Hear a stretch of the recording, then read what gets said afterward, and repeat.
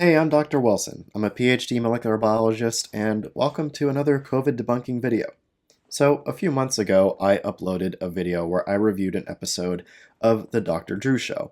This was an episode where Dr. Drew had Robert F. Kennedy Jr., who has been one of the most prolific anti-vaxxers for the past decade. So, obviously, I was hoping that Dr. Drew would challenge a lot of the things that Robert was saying, that he would actually talk about the real science that shows maybe where Robert is going wrong in some places or everywhere. But no, Dr. Drew really didn't put up a fight at all. Aside from one pushback that he had when they were talking about the topic of HIV/AIDS, Drew pretty much agreed with almost everything that Robert was saying, or at the very least, just kind of let Robert say it, and that gave the impression to the audience that what he was saying had validity, because Robert was allowed to say it, and it didn't go unchallenged by someone who has a professional degree like Dr. Drew. So after I made that video, Dr. Drew actually invited me on to his show to talk about this. And so I went on his show. Now, before I did go on to his show, I didn't do any deep dive into Dr. Drew's content. I wasn't aware of how many anti-vaccine guests he had had on his channel, and I wasn't really aware of his stances on a lot of things. I knew that he had Robert on, and I knew that he had some questionable COVID opinions. I didn't know that it was as bad as it is, though. So going on to the show, I had some optimism. I thought that maybe we could come to an understanding that if he's going to have people like that on his show, he needs to challenge them. Even at one point, his wife chimed in, I think it was, and said that she agrees that he should challenge people like Robert more often. But I don't think that message was received at all from Drew. At least he didn't take it to heart and turn it into action, because his guests since then have pretty much all been the most popular anti-vaxxers at this time. And as far as I could see, he didn't really challenge any of what they had to say. He's platforming anti-vaxxers, and it's not okay, Drew. Your philosophy of bringing things into the light and having the light sorted out, that doesn't work. Especially not when you, a professional, platform these people who are spreading just demonstrably false, dangerous garbage, and you're practically sitting there agreeing with them. It's not okay. You should be promoting the good science and explaining what the data actually say, not going off of your own personal beliefs. So in this video, I'm going to talk about my experience on the Dr. Drew Show, some of the things we talked about, and why I think that Dr. Drew can't really be someone who calls himself pro-science or pro-vaccine anymore. So let's get started. So the conversation with Drew started out talking about my video that I made about his episode with RFK Jr. And we start talking about what RFK Jr. said about HIV/AIDS. And at that point, I was getting him to agree that, yeah, what Robert was saying about that was not correct, and that maybe he should have challenged him a little more. And that was all well and good. But just looking back at my interview and the episode with RFK Jr., I struggle to understand how Drew could have those feelings toward what Robert was saying, but then in the same episode go on to promote his book, which almost half of it spews HIV/AIDS nonsense and denialism. I don't really get that. And when we talked, his answer seemed to be that he just didn't want the conversation to devolve into shouting, or he wanted to be kind to his guest. If you have a sort of a policy of silence, or I won't talk to him, or that's a bad person, it only adds to these people going into the fringes and circulating there and forming their own opinions. I really believe strongly in bringing things out into the open, whatever the opinions are. I just don't buy it, Drew. That's not what a responsible science communicator does. You don't platform misinformation and then just let it run loose. But anyway, after the first half of this conversation, we started moving into COVID. And Drew said he had some questions for me about COVID-related topics, so I was happy to oblige, and we talked about some COVID stuff. The first thing that we talked about, where he said something that struck me as just a big red flag, was the topic of Paxlovid and Paxlovid rebound. The literature are quite clear that Paxlovid is a very, very effective antiviral that more Americans should be taking. We still have hundreds of Americans dying of COVID every day, and Paxlovid really should be bringing those numbers down lower. But a lot of people are hesitant to take it due to this idea that Paxlovid will give a rebound, or that Paxlovid can be taken later in the course of the viral infection when things are looking bad. And neither of those things are true. Paxlovid rebound is not a thing. I have made a video about this before. Paxlovid rebound is not Paxlovid rebound, it's just COVID. It's the normal course of COVID, where first you feel crummy, then you start to get better, and then your immune system has this big wave of cytokines and response, and then you feel really bad again, sometimes even worse than that first stage. This was seen before Paxlovid was a thing, and it's still seen after Paxlovid is a thing. It's just now that Paxlovid is here, it's all blamed on Paxlovid. But studies have been done looking at this, and they have found that the rates of rebound are identical in groups that either receive Paxlovid or don't receive Paxlovid. So it's not Paxlovid rebound. And I tried to explain this to Drew, but instead he just had this to say. And just to point out, the so-called rebound, the Paxlovid rebound that people sometimes talk about, that's really just the normal course of COVID.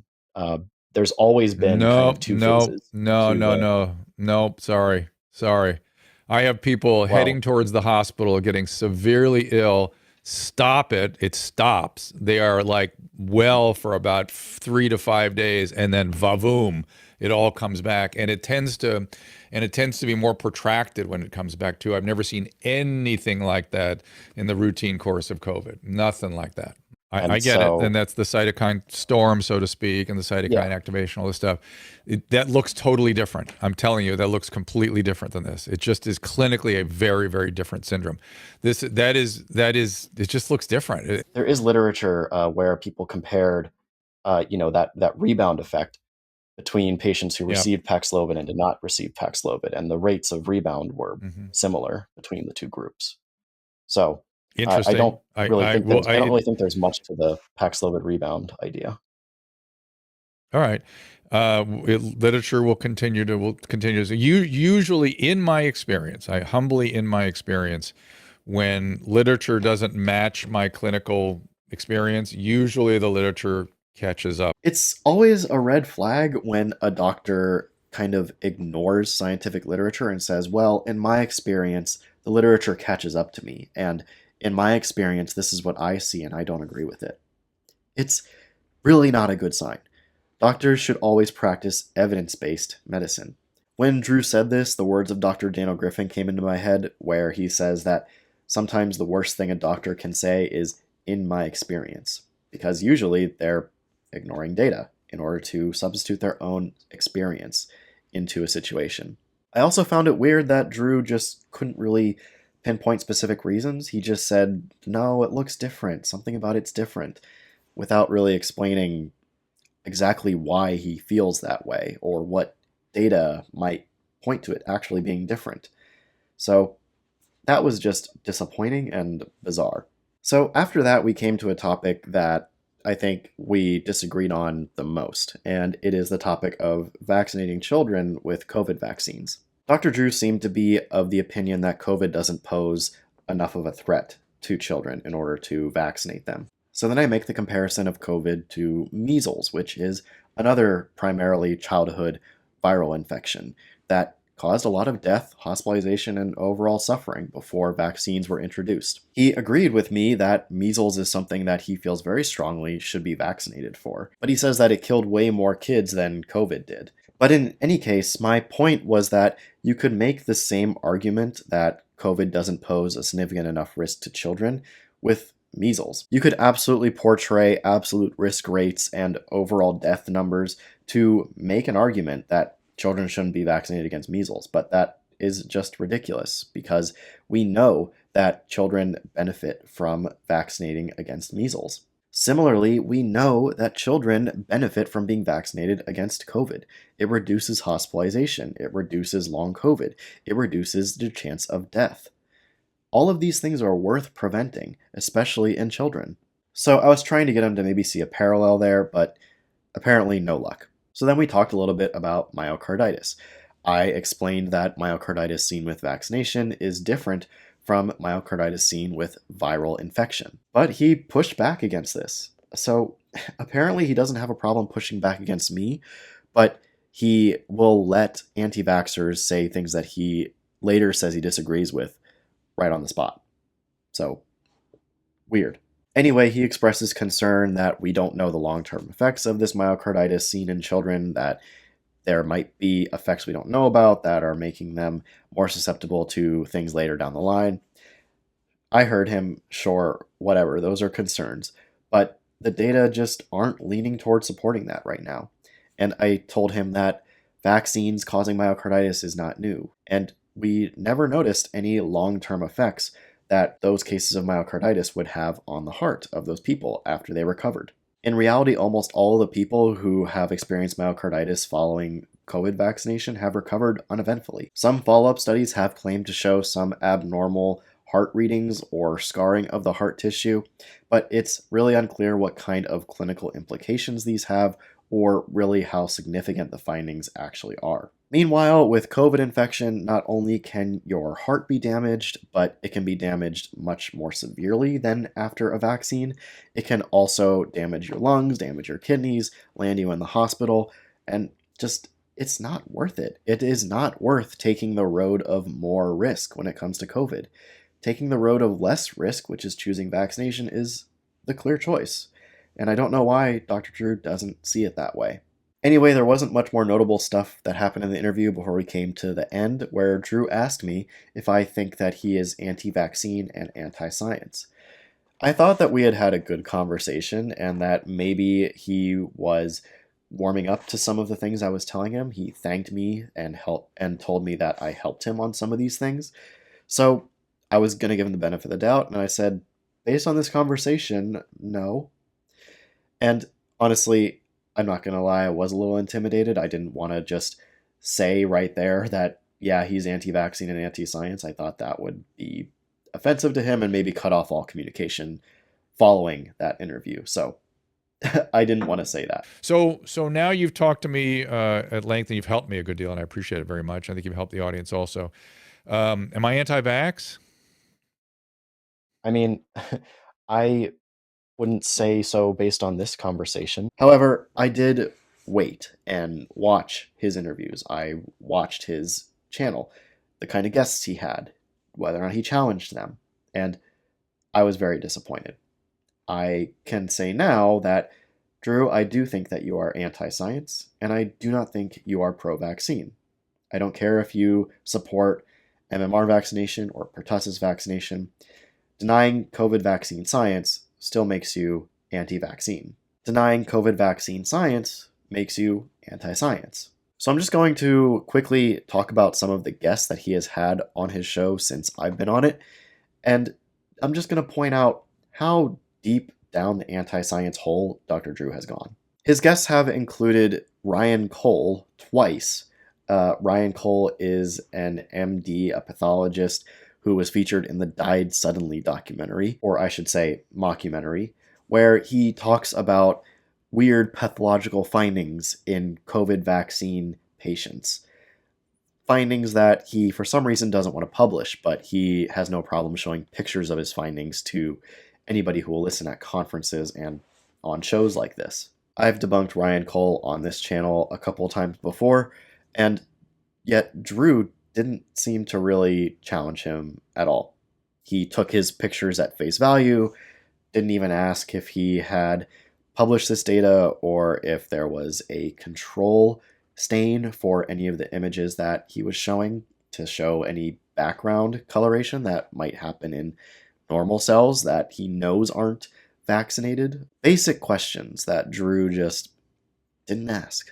He's also had Richard Urso on his show, who has pushed a lot of anti-vaccine misinformation, brought up this IgG4 class switching observation that really is nothing to worry about, and I've talked about it on my channel before, but Drew doesn't challenge that, doesn't push back on it, doesn't ask him any meaningful questions to explain how he knows that this is a bad thing.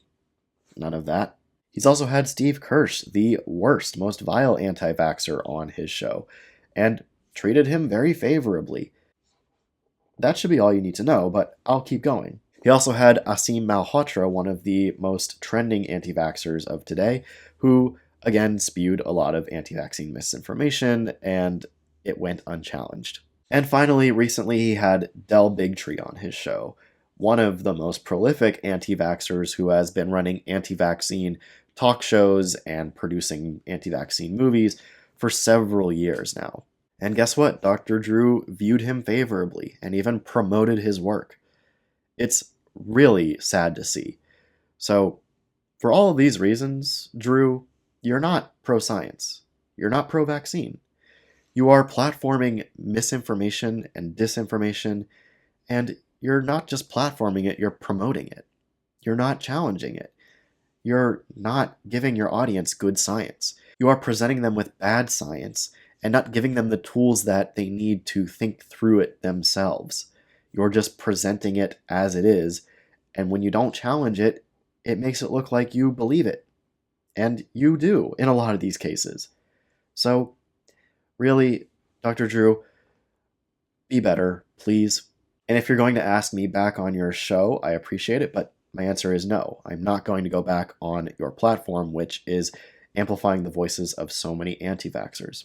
However, I will talk to you outside of your show. I'll talk to you in a neutral public platform. I'll talk to you privately. Whatever you want to do. But what you're doing right now is not helping the scientific community. It's hurting science communication. You are legitimizing several prolific anti-vaxxers and their demonstrably false disinformation. It's sad to see. So, Drew, I really hope that you change. And if any of his listeners are watching this right now, I'll encourage you to not listen to Dr. Drew. Instead, listen to This Week in Virology. This is a platform with several experts from several different fields that talk about actual science, and I promise you'll learn a lot more there than you will listening to the Dr. Drew Show. So there you have it. That was my experience on the Dr. Drew Show. As always, thank you so much for watching. All the links to all of the science that I talked about in this video are linked in the description below so that you can read them for yourself. And if you like this video, then make sure to like it and then subscribe so that you can catch me next week, where I'll be debunking some more funky stuff. See you then.